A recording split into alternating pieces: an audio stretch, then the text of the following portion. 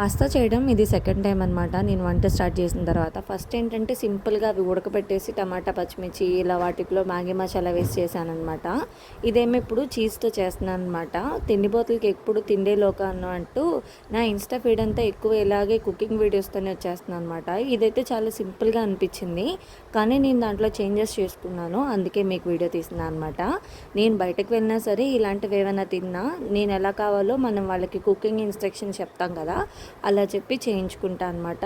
అలాగే ఇక్కడ నేను ఎలాంటి వెజిటేబుల్స్ ఏవి యాడ్ చేయట్లేదు, ఎందుకంటే నేను అసలు అలా 50% బాయిల్ అయినవి నేను తినలేను అనమాట. కూరలాగా ఏం చేస్తే కూర ఫ్లేవర్ వస్తుందని చెప్పి మొత్తం తీసేసి జస్ట్ ఆయిల్లో గార్లిక్ వేసుకొని మైదా పిండి ఒక 2 స్పూన్స్ పాలు వేసుకున్నాను అనమాట. పాస్తాను ఆల్రెడీ కొంచెం ఆయిల్ సాల్ట్ ఉడకపెట్టేసుకున్నాను అనమాట. పాలు నేను ఎంత పోస్తున్నా ఇది ఇంకిపోతూనే ఉంది, అయిపోయింది ఇది అటర్ ఫ్లాప్ అనుకున్నాను. ఇంకొంచెం పాలు యాడ్ చేసుకొని ఇక్కడైతే నేను 3 చీజ్ స్లైసెస్లు అయితే యాడ్ చేసుకున్నాను అనమాట. యాడ్ చేసుకొని కొంచెం పాలు నాకు దాదాపు 1/2 లీటర్ దాకా పట్టినాయి అని చెప్పాలి. ఇక ఆ తర్వాత ఉడకబెట్టుకున్న పాస్తా వేసేసుకొని ఆరిగానో అలా అంటారు, వాటిలో ఏది కావాలో అది వేసుకోవచ్చు అనమాట. నేనైతే సింపుల్గా ఎండుమిర్చి మిరియాలు దంచేసి వేసేసాను. అసలు టేస్ట్ అయితే నేను తింటుంటే ఆల్రెడీ తింటున్నా కూడా లోపల వాటర్ వచ్చేసేంత బాగా నచ్చిందనమాట నాకు.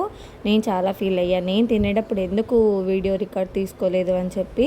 చేతనికి కూడా చాలా నచ్చిందనమాట. చాలా సింపుల్ ప్రాసెస్. బయట తినడం అన్హెల్దీనే, ఇంట్లో చేసుకుంటే ఏదైనా హెల్దీనే. ఏమంటారు? వీడియో నచ్చితే ప్లీజ్ సబ్స్క్రైబ్.